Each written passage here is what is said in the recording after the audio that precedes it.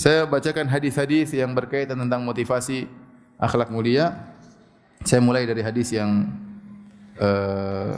pada pertemuan ini adalah hadis dari Ibnu Umar radhiyallahu taala anhuma. Qala Rasulullah sallallahu alaihi wasallam, al-haya'u minal iman. Ya. Al-haya'u minal iman. Ini salah satu hadis menjelaskan tentang akhlak, tentang rasa malu. Kata Nabi sallallahu alaihi wasallam, al-haya'u minal iman. Rasa malu itu adalah bagian dari iman. Dan ini adalah salah satu potongan dari hadis yang panjang. Kata Nabi sallallahu alaihi wasallam, al-imanu bid'un wa sab'una syu'bah, a'laha kalimatu la ilaha illallah wa adnaha imatatul adza 'anit tariq wal haya'u syu'batun min syu'abil iman. Atau kama qala Nabi sallallahu alaihi wasallam. Kata Rasulullah sallallahu alaihi wasallam, iman itu 70 sekian cabang. Yang paling tinggi adalah la ilaha illallah, yang paling rendah adalah menghilangkan gangguan dari jalan. Wal haya'u syu'batun min syu'abil iman. Dan rasa malu adalah bagian daripada keimanan, ya, bagian daripada keimanan. Maksud hadis ini Rasulullah SAW ingin menjelaskan bahwasanya iman itu bisa berupa perkataan la ilaha illallah, iman itu bisa berupa perbuatan menghilangkan gangguan dari jalan, dan iman itu bisa juga amalan hati seperti rasa malu. Ya, itu ternyata iman. Kalau orang melakukannya karena Allah Subhanahu wa taala, maka itu merupakan salah satu cabang dari keimanan. Dan Rasulullah SAW sebutkan secara khusus, wal haya'u syu'batun min syu'abil iman. Rasa malu adalah bagian daripada keimanan, sementara amalan hati banyak. Kenapa Rasulullah SAW hanya menyebutkan masalah rasa malu saja? Karena sebagian ulama mengatakan, li'annal haya' huwa sababul aqwa fi qiyamil abdi bi jami'i syu'abil iman. Ya. Karena rasa malu merupakan sebab terkuat bagi seorang hamba untuk bisa melaksanakan seluruh cabang-cabang keimanan yang lain. Ya, kalau orang memiliki rasa malu yang kuat, dia malu kepada Allah Subhanahu wa taala, dia malu kepada manusia, maka dia berusaha menjalankan perintah Allah dan dia malu untuk meninggalkan larangan Allah Subhanahu wa taala. Dan dia punya rasa malu juga kepada orang lain, sehingga dia malu, masa saya tidak berbakti sama ibu saya, masa saya tidak berbakti kepada orang tua saya, masa saya tidak berbakti sama tetangga saya. Rasa malu yang dia miliki ini akan membuat dia untuk mengantarkan dia untuk melakukan segala perintah Allah dan meninggalkan segala larangan Allah. Dan juga dia akan berbuat baik untuk berinteraksi sama manusia dan meninggalkan untuk menzalimi sesama manusia. Inilah sebabnya, di antara sebab kenapa Nabi SAW menyebutkan rasa malu secara khusus, padahal cabang keimanan banyak dan cabang keimanan berkaitan dengan hati juga banyak. Tapi Rasulullah SAW hanya sebutkan satu sebagai contoh. Kata Nabi, wal haya'u syu'batun min syu'abil iman. Rasa malu adalah bagian daripada keimanan. Dalam satu hadis, ya, dari Anas,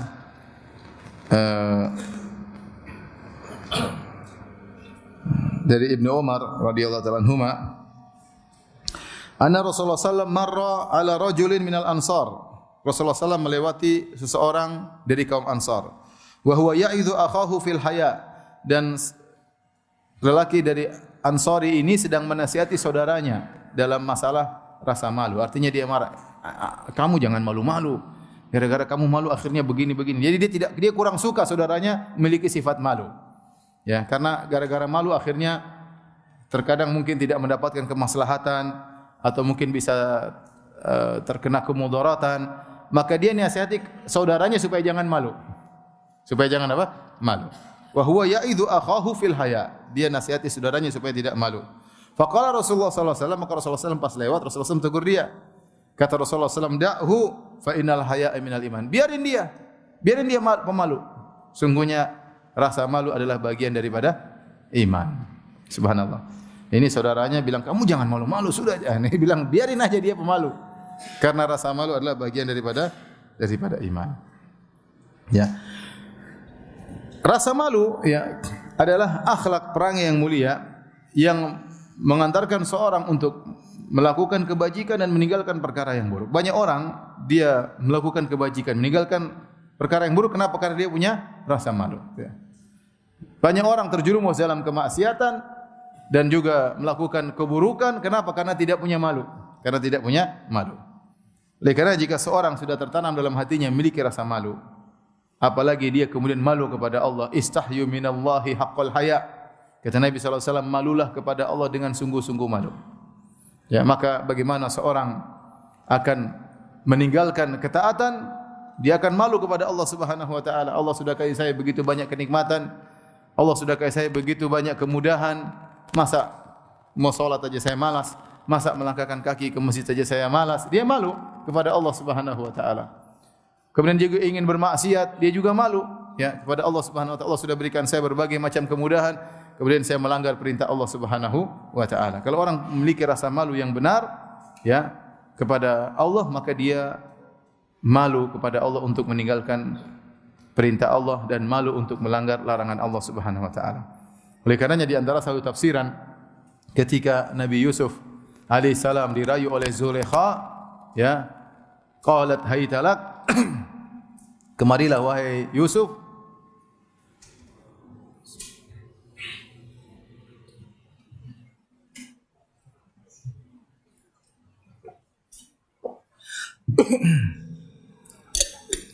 Ketika Zulaikha berkata, qalat haytalak, saya sudah siap dengan kecantikan saya sudah menghiasi diri saya, maka tafadhal ya, silakan. Kata Yusuf alaihissalam, qala ma'adzallah, aku berlindung kepada Allah. Innahu rabbi ahsana maswaya, sungguhnya Rabbku telah berbuat baik kepadaku. Rabb di sini ada dua tafsiran di kalangan para ulama. Ada yang mengatakan Rabb sini maksudnya tuan majikanku laki-laki, yaitu suamimu Zulaikha. Bagaimana saya mau berkhianat dengan istrinya sementara suamimu sangat baik kepada saya? Rasa malu. Malu gimana? Orang sudah baik, air susu dibalas dengan air tuba. Malu. Bagaimana berkhianat kepada istrinya sementara suaminya sangat baik? Dalam tafsiran yang lain, innahu rabbi ahsana maswaya. Bagaimana saya mau berzina sementara Rabbku Allah Subhanahu wa taala telah berbuat baik kepadaku? Rasa malu yang luar biasa yang menghalangi seorang untuk melakukan kemaksiatan. Kenapa dia malu? Allah sudah berikan dia banyak kebaikan, dia tidak tahu berterima kasih.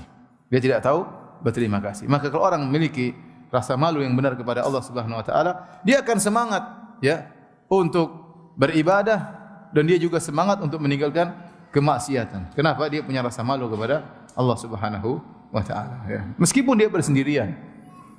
Kalau dia benar-benar malu kepada Allah, dia tidak berani bermaksiat. Makanya Ibnu Abbas ya ketika menafsirkan firman Allah Subhanahu wa taala, yastakhfuna minan nas wa la yastakhfuna minallah. Dia tafsirkan yastahyuna minan nas wa la yastahyuna minallah. Itu mereka malu kepada manusia namun tidak malu kepada Allah Subhanahu wa taala, yaitu bermaksiat tatkala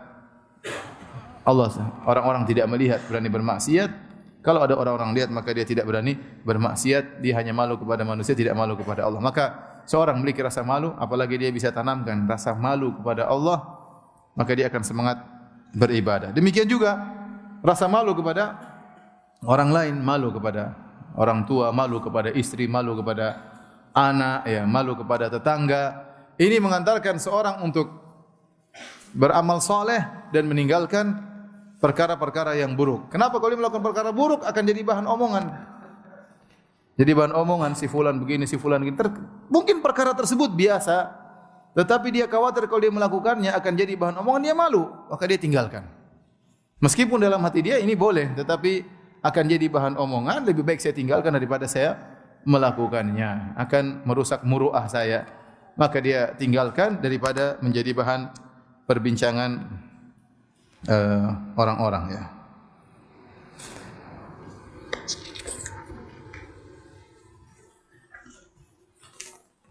Saya akan bacakan ya bagaimana bahwasanya buah dari memiliki rasa malu dalam berakhlak mulia kepada sesama manusia. Di antaranya perkataan sebagian ulama ya. Dan ini disebutkan oleh dalam sebagian buku tentang akhlak ya. Dikatakan wa huwa a'zamul akhlaqi qadaran wa aktsaruha. Bahwasanya akhlak termasuk atau rasa malu merupakan akhlak yang paling besar kadarnya dan paling agung dan paling banyak manfaatnya. Wa aktsaruha naf'an. A'zamul akhlaqi qadran wa aktsaruha naf'an. Rasa malu adalah akhlak yang paling tinggi derajatnya dan yang paling banyak manfaatnya. Innal haya'a an yataharral insanu al-akhlaqal fadilah wa sifatil hamidah. Ya, dengan rasa malu maka seorang berusaha untuk melakukan akhlak-akhlak yang mulia dan memiliki sifat-sifat yang terpuji. Wa an yabta'ida anil akhlaqi sayyi'ah. Dengan rasa malunya yang ada dalam hatinya, maka dia berusaha untuk meninggalkan akhlak-akhlak yang buruk. Wa an ya'rifa linnasi manazilahum. Dengan rasa malu dia pun tahu ya kedudukan orang-orang, ini orang bagaimana, ini orang bagaimana, harus disikapi seperti apa, karena dia memiliki rasa malu. Wa yunzilahum maratibahum. Kemudian dia mensikapi orang-orang tersebut sesuai dengan martabat mereka.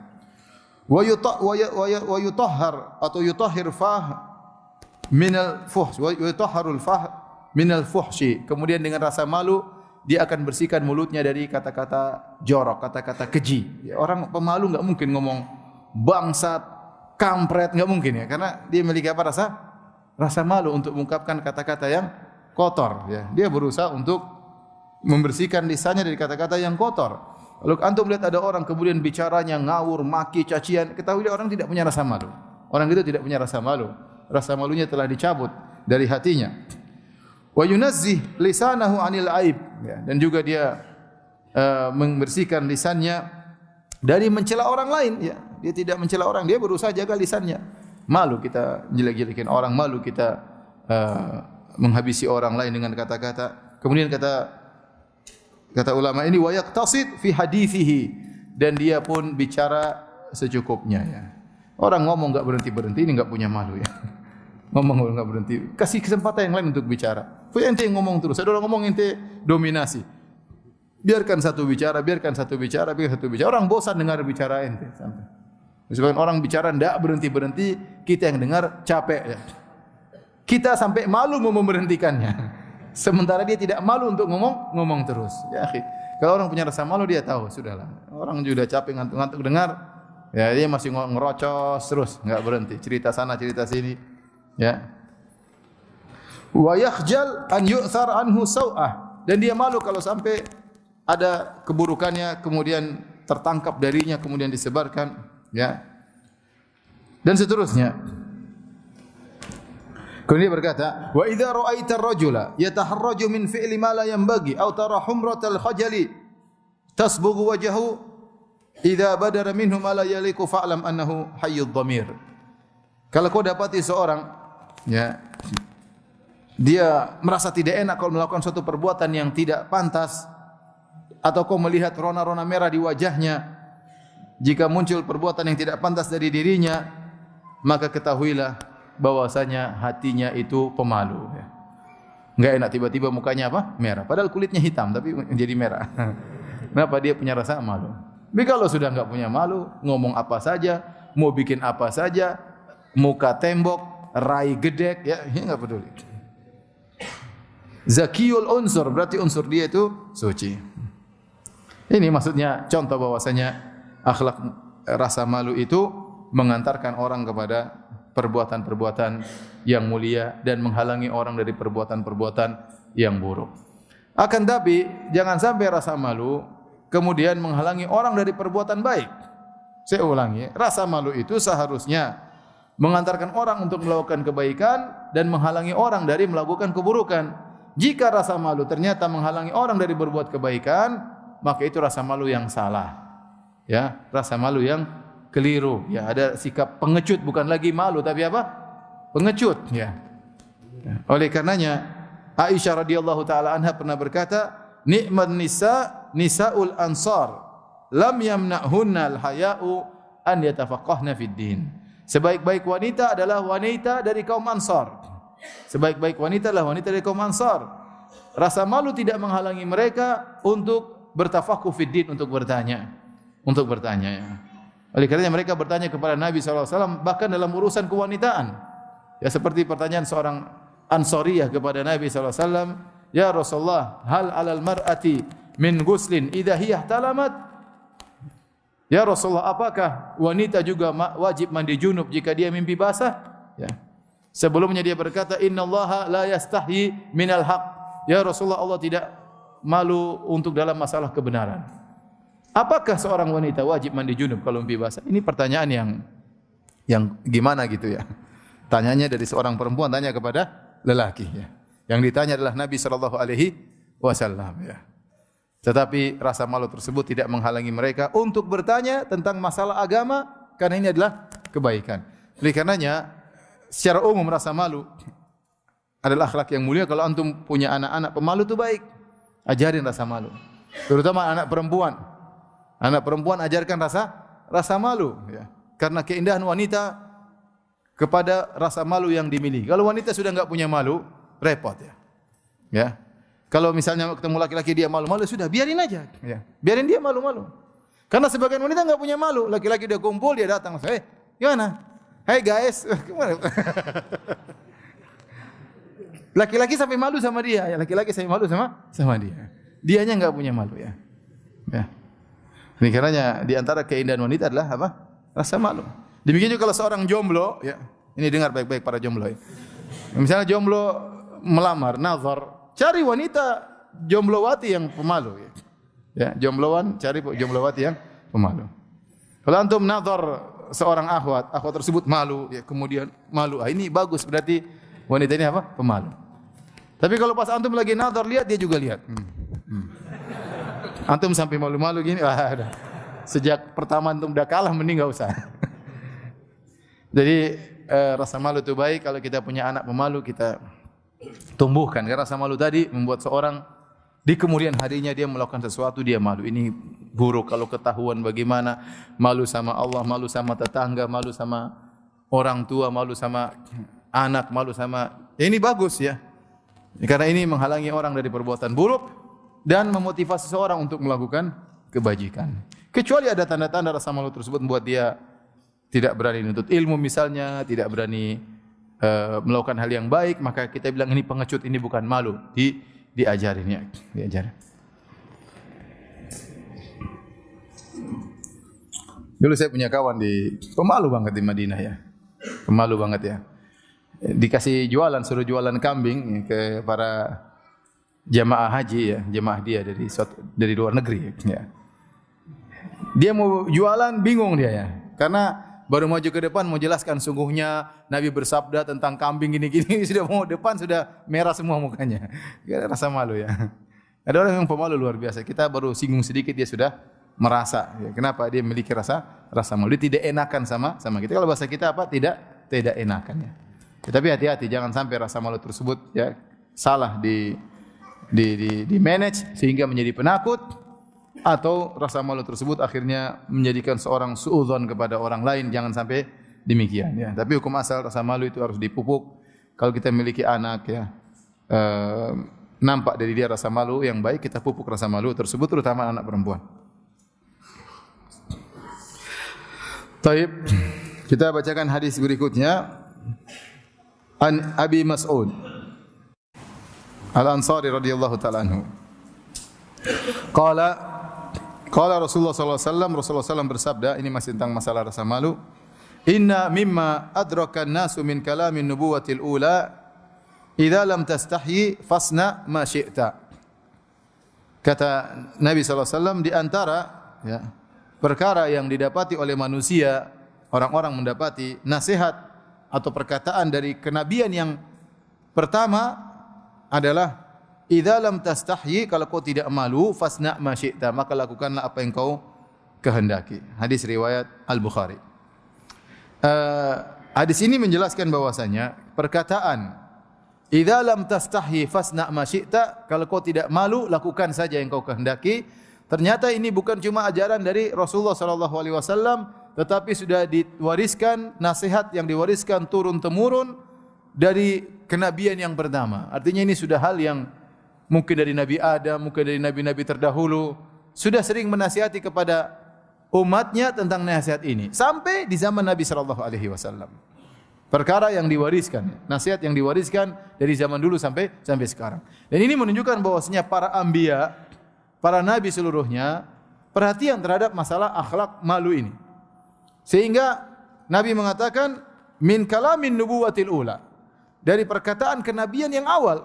Ya, berarti para anbiya mereka seluruhnya menyampaikan kepada kaumnya, kepada umatnya tentang rasa malu, di mana mereka mengatakan, ya idza lam tastahi fasna ma syi'ta. Kalau kau tidak punya tidak malu, maka lakukanlah apa yang kau kehendaki. Taib, apa maksud hadis ini? Hadis ini ya ditafsirkan dengan dua tafsiran. Ya, ada yang lebih, tapi yang kuat adalah dua tafsiran. Tafsiran yang pertama adalah ancaman, maksudnya. Idza lam tastahi fasna ma syi'ta. Kalau kau tidak punya malu, lakukan saja. Artinya jangan kau lakukan. Jangan kau lakukan. Karena ini perkara memalukan. Ini perkara memalukan. Jadi maksudnya hadis ini ngancam. Kalau enggak punya malu ya bikin aja.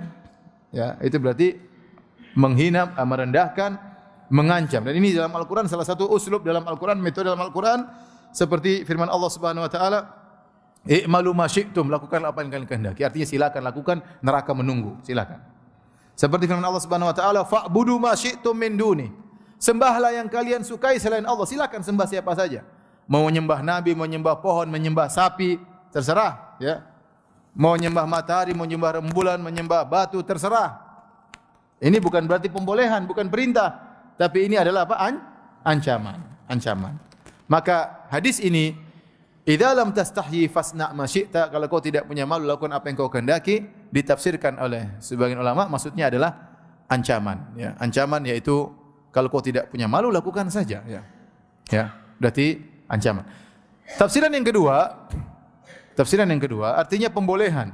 Idza lam tastahyi fasna' ma syi'ta. Artinya kalau kau melakukan sesuatu itu bukan perkara yang harus dipermalukan, maka lakukanlah. Kenapa harus malu? Misalnya, bolehkah saya jalan kaki tanpa pakai sendal di jalan sini, ingin olahraga, misalnya di kompleks Galuh Mas ini? Loh, itu perkara yang dimalukan enggak? Enggak. Ya kalau enggak, jalan aja enggak apa-apa.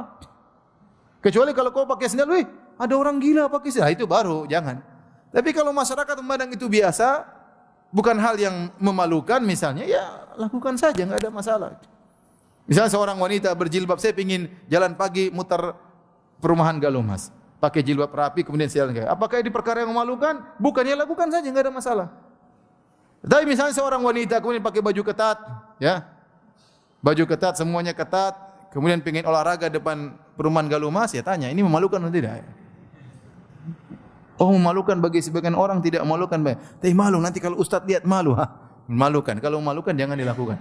Jadi maksud saya itu, yang kedua ini maksudnya ingin menjelaskan, kalau kau ingin melakukan sesuatu, ternyata perkara tersebut tidak menimbulkan rasa malu, bukan perkara yang memalukan, bukan jadi bahan perbincangan, maka lakukanlah.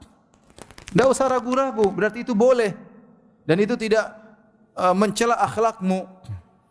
Jadi ini menunjukkan banyak hal yang mungkin boleh, secara syariat mungkin boleh.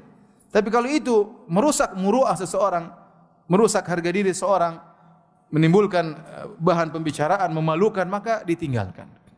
Maka ditinggalkan, ya. Ada hal-hal yang mungkin boleh misalnya, tapi kalau kita upload, kalau kita publish di medsos, mungkin jadi bahan omongan. Mungkin jadi bahan apa? Omongan, ya. Ya enggak usah kalau gitu. Enggak usah dilakukan dan enggak usah dipublish, ya.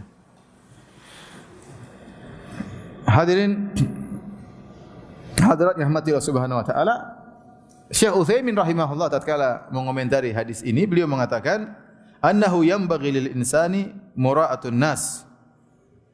Ya. Wa alla ya'mal ma yustahya minhu bainahum. Ini dalil bahwasanya seorang tatkala bersikap, dia harus juga melihat penilaian masyarakat. Jangan dia cuek saja sama masyarakat. Apa? Enggak saya peduli. Yang penting ini boleh saya lakukan. Enggak begitu juga. Ya. Karena ini menunjukkan kita harus lihat tradisi masyarakat. Ini bagi mereka baik atau tidak, ya. Ada namanya adab-adab berkaitan dengan tradisi masyarakat. Selama tidak melanggar syariat, maka kita berusaha berjalan dengan tradisi tersebut. Selama tidak melanggar apa? Syariat. Kalau melanggar syariat lain halnya, ya. Maka kata Syekh Utsaimin, hendaknya seorang memperhatikan, ya, masyarakat. Ya. Jangan sampai kita melakukan suatu perkara yang mungkin hukumnya boleh, tapi ternyata itu adalah perkara yang aib menurut masyarakat, tradisi mereka, maka hendaknya ditinggalkan, ya. Jangan seorang, ya saya cuek-cuek terserah saya, ya. Misalnya seorang jalan jam 8 pagi pakai celana sampai lutut, kemudian kaos oblong, enggak pakai, enggak pakai sendal jalan di pinggir jalan. Hukumnya boleh tidak secara syariat? Apakah saya haram ya pakai celana pendek sampai lutut, kemudian pakai kaos dalam saja, kemudian tidak pakai sepatu, tidak pakai songkok, kemudian saya jalan di luar? Ya kalau secara syariat sih halal. Anda tidak melakukan perkara yang apa? Yang haram. Tapi kalau anak buah ente lihat nih, itu bos ngapain bosnya? Jangan-jangan diomelin istrinya. Kenapa keluar begitu pakai celana pendek? Kemudian pakai kaos oblong saja, kaos dalam. Ya. Sama antum keluar buka kaos dalam, laki-laki kan bukan aurat atas ya. Tapi kalau antum cuma pakai celana pendek dari pusar sampai lutut, kemudian jalan di luar, enggak pakai sendal, secara syariat haram atau halal? Halal, enggak ada apa-apa. Ini kan bukan aurat, ya, tapi coba ente kerjain. Ya kan jadi omongan orang. Itu contoh bosnya, ada hal-hal yang mungkin menurut kita boleh, tetapi jadi bahan omongan, mengundang pembicaraan orang, maka jangan dilakukan. Kalau itu dilakukan mungkin di zaman dahulu, ya ada masalah. Di zaman orang kekurangan baju, ada orang cuma pakai izar doang zaman dahulu. Dia tidak punya rida, ya orang mengerti zaman tersebut. Tapi kalau zaman sekarang ada orang majikan atau bos kemudian jalan seperti itu, atau ustaz jalan seperti itu, kan jadi bahan omongan masyarakat. Ini dalil bahwasanya kita juga harus memperhatikan omongan masyarakat. Kalau kita punya rasa malu, kita tidak mau melakukan. Jadi jangan seorang cuek aja, lakukan apa yang kau kehendaki. Ya, sekarang subhanallah banyak rasa malu dicabut. Oleh karenanya Al-Imam Ibnu Qayyim rahimahullah taala mengatakan min uqubatil ma'asi, di antara hukuman Allah kepada akibat bermaksiat, zahabul haya alladhi huwa madatul hayat lil qalb. Itu hilangnya rasa malu yang dia merupakan sumber kehidupan bagi hati. Benar, kalau orang sudah banyak maksiat, dia punya malu lagi. Sampai dia bermaksiat, dia shooting dirinya. Sampai dia bermaksiat, dia shooting dirinya. Ya. Rasa malu sudah hilang. Kenapa dia bermaksiat? Dan di antara hal yang membuat rasa malu seseorang hilang, dia suka melihat maksiat. Jadi hal yang biasa. Hal yang biasa. Seorang melihat perbuatan maksiat dilakukan oleh orang kafir, oleh orang barat, orang bule maupun bule potan, semuanya dilihat di YouTube, di mana kebiasaan dia lihat hanya sesuatu yang biasa. Suatu yang biasa, rasa malu sudah hilang. Dia sering nonton film misalnya, di situ perempuan tidak pakai jilbab misalnya. Terbiasa dia lihat pemandangan tersebut. Suatu saat istrinya enggak pakai jilbab, dia enggak malu, enggak ada masalah. Anaknya enggak pakai jilbab, dia enggak malu, enggak ada masalah. Kenapa? Karena tradisi yang sering dia nonton itu sudah meresap dalam hatinya. Maksiat yang dia lakukan membuat rasa malu hilang dari dirinya. Ya. Tradisi apa orang-orang kafir yang masuk ke dalam kaum muslimin, ya. Sekarang orang banyak tidak punya malu, ya. Vlog-vlog, kemudian bikin shooting, bikin hal yang aneh-aneh supaya viral, ya. Tidak punya malu. Itu di antaranya akibat maksiat yang dilakukan, kata Ibnu Qayyim rahimahullahu taala. Dikatakan seorang berusaha memupuk rasa malunya, dan itu merupakan satu akhlak yang baik, yang berpahala di sisi Allah Subhanahu wa taala. Kata Nabi, wal haya'u syu'batun min syu'abil iman. Al haya'u minal iman, rasa malu adalah bagian daripada iman.